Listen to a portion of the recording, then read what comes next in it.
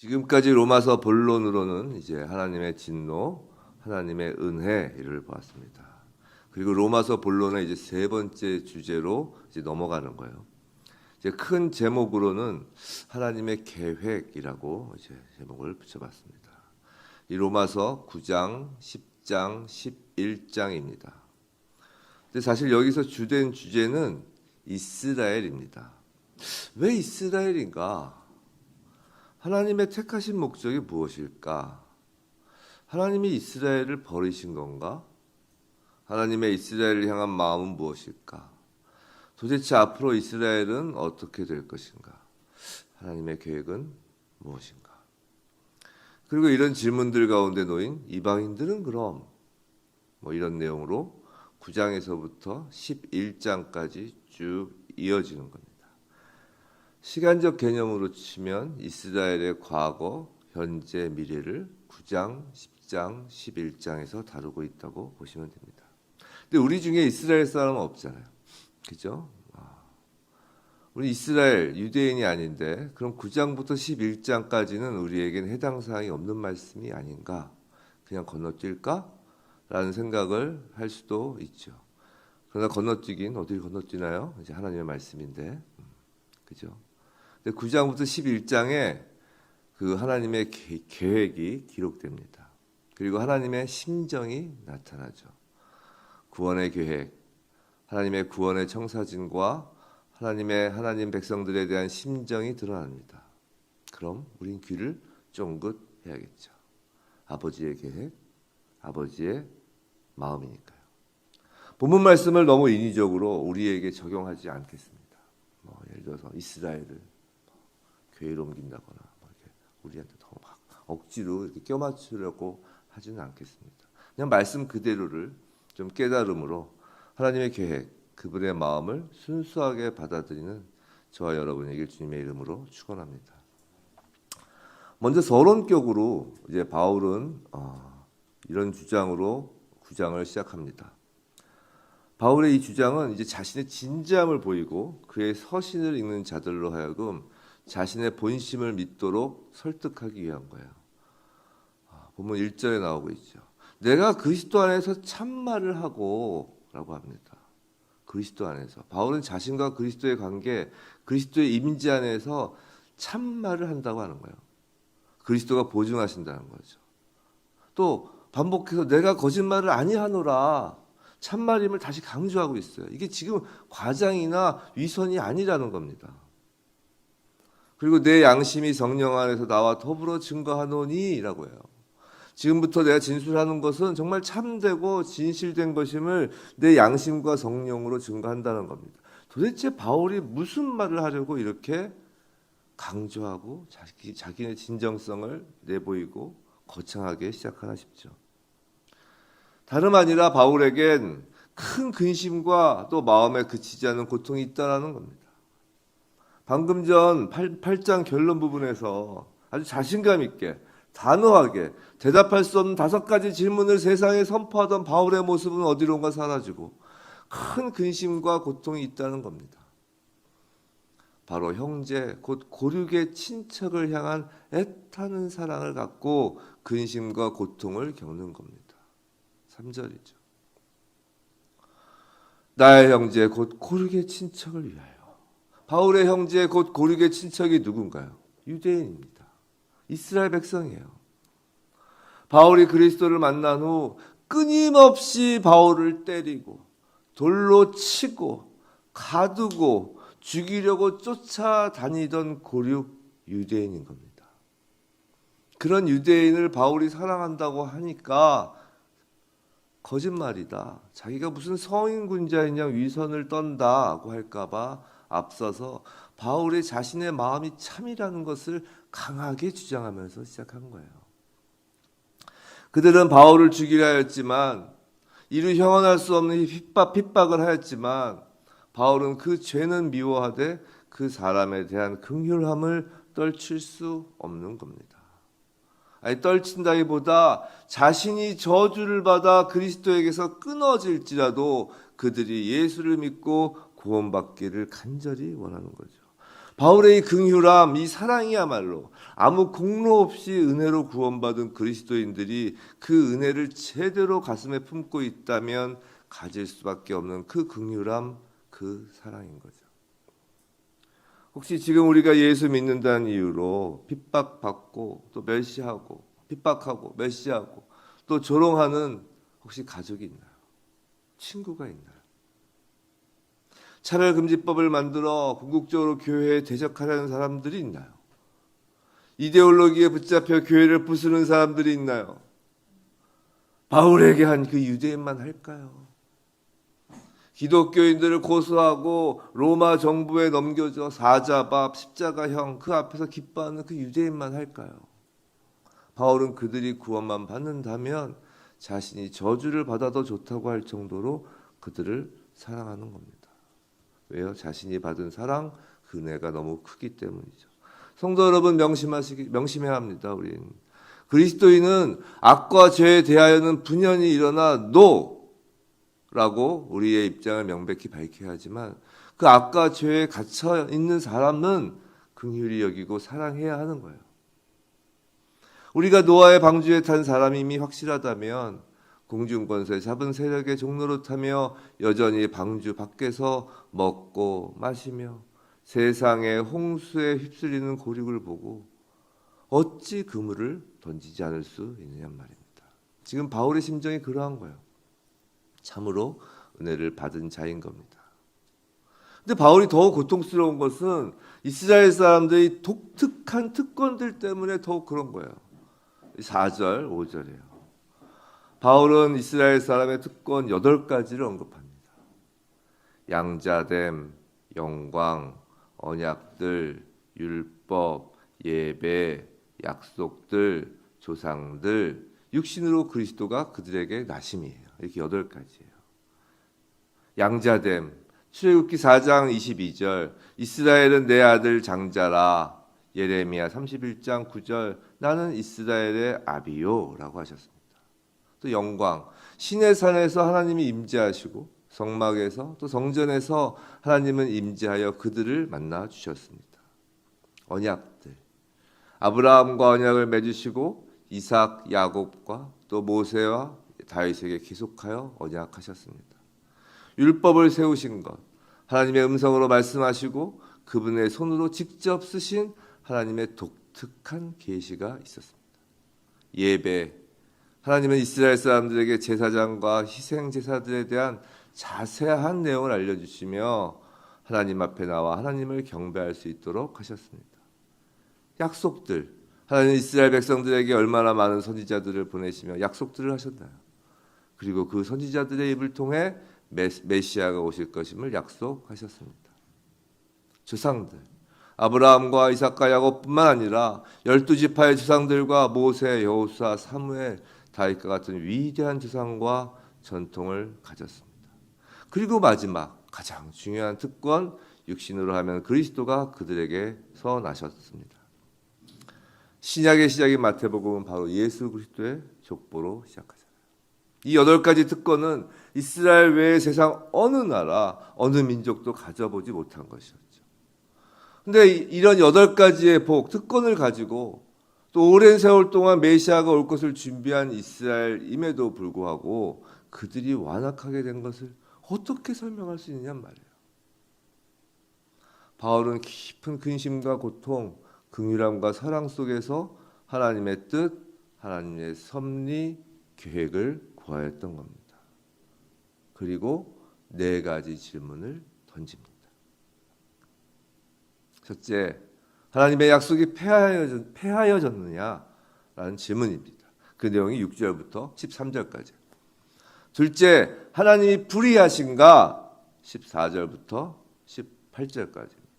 셋째, 하나님이 어찌하여 허물하시는가? 19절부터 29절입니다.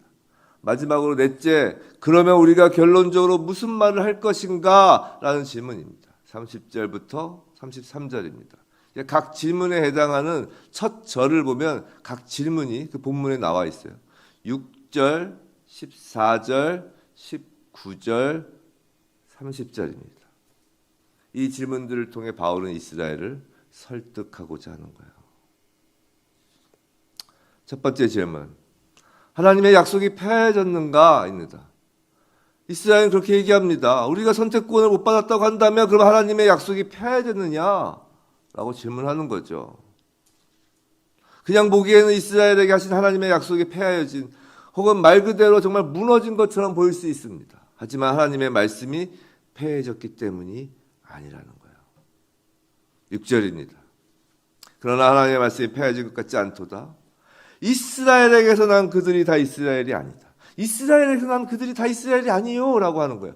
여기에 하나님의 독특한 섭리가 있는 거예요. 항상 두 개의 이스라엘이 있어 왔다는 겁니다. 하나는 이스라엘의 육적 자손이고 다른 하나는 영적 자손들이에요. 그리고 하나님의 약속은 후자에게 주어진 거라는 거죠.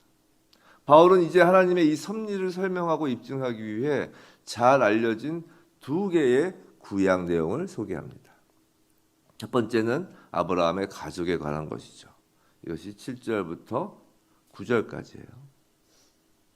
자, 이스라엘의 후손이 다 이스라엘이 아닌 것과 마찬가지로 아브라함의 후손이라 해서 다 아브라함의 참된 후손이 아니라는 겁니다.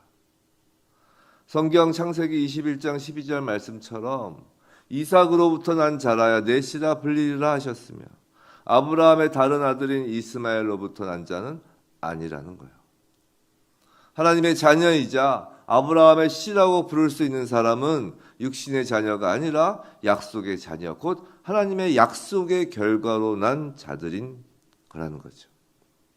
그리고 약속의 말씀은 창세기 18장 10절 14절에 하신 말씀인 오늘 본문 9절 말씀인 명년 이때 내가 이르리니 사라에게 아들이 있으리라 라는 거죠. 하나님의 약속의 말씀이셨어요. 자, 여기까지에 대해서 반박할 이스라엘인은 없었을 겁니다. 자, 바울은 아브라함과 그의 두 아들 이삭과 이스마엘에 대해 말하고 나서 이제 이삭과 그의 두 아들 야곱과 에서에 대한 설명을 시작합니다. 하나님이 이스마엘이 아니라 이삭을 택하사 약속의 수령자가 되도록 하신 것과 마찬가지로 에서가 아니라 야곱을 택하셨다는 것을 보여줍니다. 그런데 이 경우는 하나님의 이 결정이 그 두 아이의 자격과는 전혀 상관없다는 점을 훨씬 더 분명하게 보여줍니다. 그들을 구별할 수 있는 것이 전혀 없기 때문이죠. 10절이에요. 그뿐 아니라 또한 리브가가 우리 조상 이삭 한 사람으로 말미암아 임신하였는데 이삭과 이스마엘이야 서로 다른 어머니에게서 나기라도 했지만 야곱과 에서는 같은 어머니 리브가에게서 났습니다. 더군다나 그들은 쌍둥이였죠. 근데 11절을 보세요. 그 자식들이 아직 나지도 아니하고 무슨 선이나 악을 행하지 아니한 때 그때 하나님은 결정을 하셨어요. 그 결정을 미리 그들의 어머니에게 나타내 보이신 거죠. 리브가에게. 이것은 의도적으로 11절 택하심을 따른 하나님의 뜻, 즉 선택의 원리에 따라 작용하는 하나님의 독특한 섭리신 거예요. 그분의 목적이 서게 하려 하시는 독특한 하나님의 계획이신 거예요. 하나님이 이스마엘이 아니라 이삭을, 에서가 아니라 야곱을 택하신 것은 이삭이나 야곱 그들 자신이나 그들이 했을 수도 있는 어떤 행위에서 연유한 것이 아니라 부르시는 이 하나님의 마음과 뜻에 연유한 거라는 거예요. 더 쉽게 말씀드려 하나님 마음대로라는 거예요.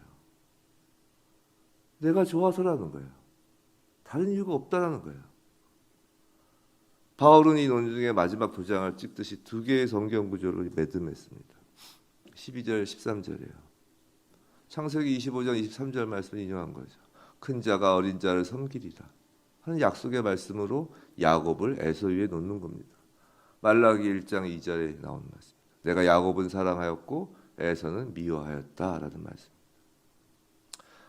근데 여기서 아무리 그래도 그렇지 하나님이 에서를 미워할 것까지는 뭐 그렇게까지야 라는 생각이 드시죠. 근데 이건 어떤 두 가지 내용을 비교하는 히브리식 아주 관용구라고 보시면 돼요. 무엇을 더 위에 두는지 무엇이 더 중요한지에 대한 관용적 표현입니다. 예를 들어 예수님이 우리에게 가족을 미워하지 않으면 그분의 제자가 될 수 없다고 말씀하셨는데 이건 단순히 강조법이 아니라 이 둘을 비교하는 그런 히브리어의 관용구예요. 그래서 가족을 실제로 미워하라는 것이 아니라 가족을 주님 따르는 것보다 더 사랑해서는 안 된다라는 의미죠. 마찬가지로 야곱을 에서보다 더 사랑하셨다라는 뜻이에요. 결론은 하나님의 약속 말씀은 폐해지지 않았다는 겁니다. 하나님의 약속은 모든 이스라엘이 아닌 이스라엘 안에 이스라엘에게서만 성취된다는 것을 보여주시죠. 신학적으로 이를 선택의 교리라고 합니다. 이 선택의 교리는 정말 많은 신비에 둘러싸여 있습니다. 우리가 모두 알 수는 없습니다. 너무 알려고 하는 것도 바람직하지 않습니다. 자주 말씀드리지만 우리 하나님이 말씀하신 것만 우리는 깨달으려고 하면 됩니다. 그것조차 안 하면 게으른 거고요. 반면에 하나님의 경륜 가운데 우리에게 말씀하지 않으시는 것, 소위 신비의 영역으로 놔두신 것은 알려고 하지 않는 것이 좋습니다. 하나님이 침묵하시는 것은 우리도 침묵하는 것이 맞습니다. 그걸 파보겠다고 나서면 이제 2단이 되고 3단이 되고 4단이 되는 거예요. 바울이 성경을 근거로 하나님의 약속, 하나님의 말씀이 폐해지지 않았다고 논증하는 것은 바로 그것입니다. 인간의 머리로는 도저히 이해될 수 없지만 하나님이 선택하셨다는 거예요. 이삭을, 야곱을 말이죠. 형제와 고륙의 그 처지에 대하여 근심과 고통에 쌓인 바울에게 이 선택의 교리는 겸손함을 가르쳐 주는 거예요. 하나님의 선택을 인간이 알 수 없듯이 8가지 특권을 가진 이스라엘이 구원의 반열에서 지금 멀어지고 있는 현실을 두고 겸손해지는 겁니다. 왜냐하면 우리의 구원 역시 전적으로 하나님의 은혜와 그분의 주도권으로 인한 것이지 왜 우리를 구원하셨어요? 왜 우리를 구원하셨나요? 우리의 자랑, 조건이 전혀 없다는 거죠. 어제 8장 주일 설교에서 말씀드린 것처럼 미리 아시고, 즉 미리 사랑하시고, 미리 정하시고, 즉 조건 없이 하나님 뜻대로 택하신 것뿐입니다. 이스라엘이 자신들이 하나님으로부터 선택된 민족이라고 고개가 뻣뻣할 때는 이 선택의 교리가 은혜가 아니라 자신들의 의였던 거예요. 하지만 하나님의 선택은 오직 은혜인 겁니다. 마치 야곱처럼 말이죠. 선택이 자격이 아닌 은혜일 때 우린 하나님을 향한 무한한 감사와 저절로 고개 숙여지는 겸손을 가질 수 있는 겁니다. 자격이 아니에요. 의가 아니라고요. 내가 잘나서가 아니라고요. 선택됐다고 잘난 것이 아니라고요. 라고 바울은 이스라엘에게 지금 이야기하고 있는 거예요. 그 겸손 야곱도 그러하였습니다. 히브리서 11장 21절 말씀인데 제가 읽어드릴게요. 믿음으로 야곱은 죽을 때 히브리서에서 야곱의 마지막 때를 묘사한 거예요. 믿음으로 야곱은 죽을 때 요셉의 각 아들에게 축복하고 그 지팡이 머리에 의지하여 경배하였으며. 히브리서 11장 21절입니다. 전 개인적으로 이 성경 구절을 참 좋아해요. 야곱이 썩어질 육신을 벗는 순간을 묘사한 이 구절이 참으로 좋습니다. 야곱의 인생은 정말 굴곡 많은 인생이었습니다. 우리 모두도 그렇죠. 욕심을 부리고 속이기도 하고 돈도 많이 벌어보고 목숨이 위험할 때도 있고 가족들에게 온갖 우환도 있었습니다. 마지막엔 고향이 아닌 멀리 타향 애굽에서 눈을 감습니다.